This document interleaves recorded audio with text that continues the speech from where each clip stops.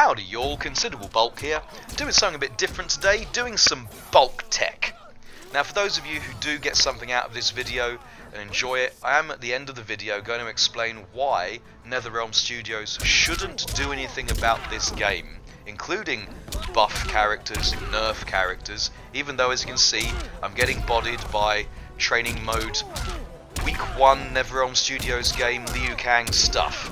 And many of the characters have really scummy things like that they can do. Now what's this particular string, of which there are many for many different characters? It's forward 4, 3, up 3. With this particular character, Liu Kang, it's very, very obnoxious, and I'm going to show you why it just jails into itself, and there's nothing you can do about it because all of the hits are mid, so you can't duck them, they're not high. Well, it's all in this box that I've placed very strategically underneath Liu Kang's bottom. As you can see, this 9-frame startup forward 4 is -7, the 3 is -7, and here's the kicker, that up 3 is +4, making this 9-frame startup a 5-frame move and inescapable. Well, what can you do about it? There is a universal mechanic, everyone can do it. You have to be very brave and spot your gap, poke out of it. This requires a lot of bravery, and what's going to happen most of the time, you're going to get kicked in the face by the up 4. I'm sorry, that's just the way it's going to be. Yeah. The other thing you can do, which is built into the game, is use a flawless block. And if you look at that box in the corner now, what was +4 is now -11. That means I get 15 frames to do something in. However, you have to let go of block and block at precisely the right time again. You're going to get kicked in the face. So what can you do with your flawless block once you've perfected the art of not getting kicked in the face? You can do an up 3, which gives you one of those things, or an up 2, which gives you a launcher. However, look at the bottom left of my screen. It takes 1 bar of defensive and 1 bar of offensive meter. I've used up all of my resources in 2 block strings. So let's see if we can do something with that. I do my launcher, I get a small combo, make it hurt a little bit. Yes! 23.781% of damage. But I haven't got any resources left. I've got to hold this remaining pressure because I can't do a flawless block reversal. There is another option.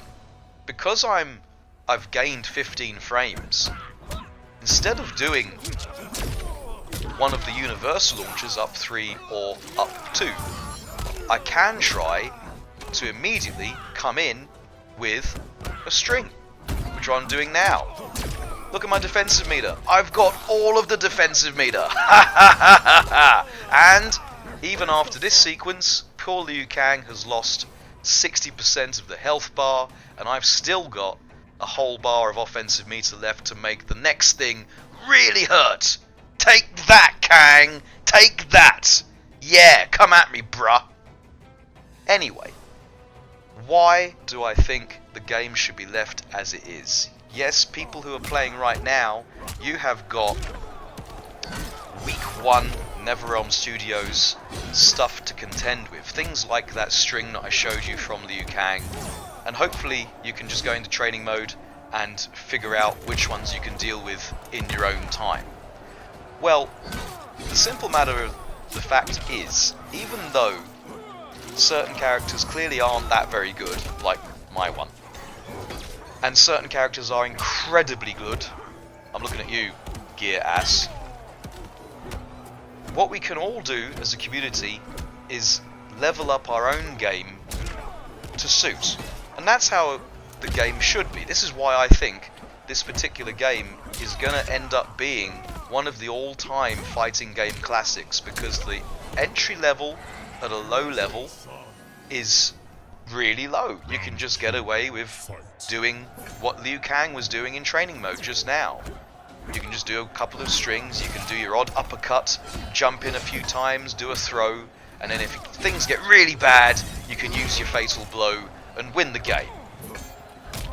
As you get a little bit higher, it rewards those of you who want to invest in the time it takes to learn how to get better, like getting a better defense. And this game rewards someone who's prepared to build their defensive game. It rewards you for defense. At the moment, I know if you're online right now, it absolutely rewards you for picking Geras. I mean being offensive. Yes, that's what I meant to say. Yes. Or picking Aaron Black. No, I mean being offensive. I mean being offensive. Oh, that's gonna hurt. Ow. Have a totem! Ah! If the sword in the gut wasn't hard enough. Ugh. Sorry, I just got carried away.